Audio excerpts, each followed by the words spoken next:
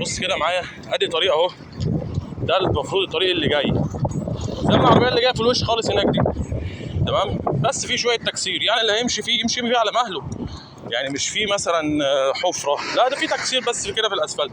بص بقى كام عربيه جايه عكس، عشان خاطر بس الناحيه التانيه فيها شويه تراب وبتاع وتكسير. يعني في عربيه خلاص جايه هناك اهي في طريقها عادي عدل، تمام، وماشي حلو وبتاع، بس ماشي على مهله عشان خاطر مكسره.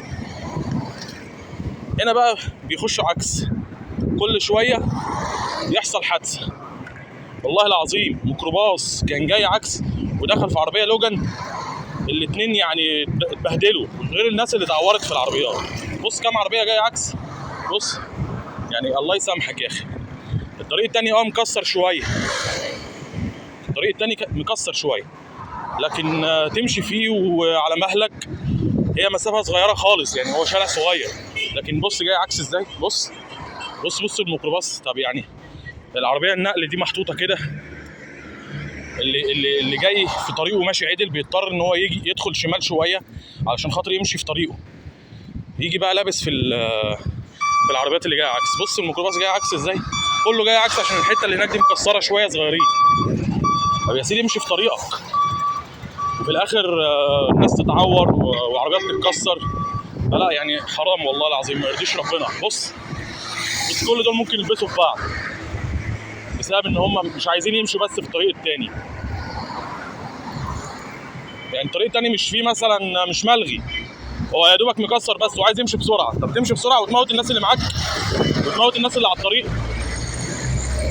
بص الاتوبيس ده ممكن يخبط في حد دلوقتي، بس الاتوبيس مش غلطان، ماشي في طريقه، هم اللي جايين عكس. لا ما يرضيش ربنا يا جماعه. بص الناس، بص ان العربيتين اللي ماشيين ورا بعض دول جايين في طريقهم اهو، ماشي بسرعه اهو حلو والدنيا تمام مفيش حاجه، هي بس حته صغيره بس اللي مكسره ورا هناك كده اهو، اللي هو بطأ فيها دي، تمام، دي بس كده الحته المكسره، وبقيه الطريق حلو. بص الميكروباصات، بص اللانسر شارك، بص بقى الميكروباصين اللي جايين وراهم، كل شويه يحصل حادثه في الحته دي، كل شويه. بص الميكروباصات، بص يعني يتقي الله في نفسه وفي الناس اللي راكبه معاه. حتى الملاكي، بص الصني، يعني انت عربيتك ورق لو اتلمست، بص الراجل المحترم ماشي في طريقه اهو، راجل الميكروباص المحترم اهو ماشي في طريقه وهيبطأ شويه بالحته المكسره وخلاص.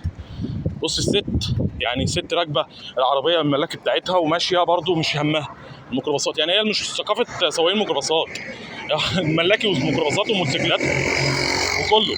بص ستات ورجاله، لكن اللي عنده شويه دم بيمشي في طريقه عادي، ويجي في الحته المكسره مبطأ شويه ويسلم نفسه ويسلم الناس اللي معاه ويسلم الناس اللي ماشيه في الطريق.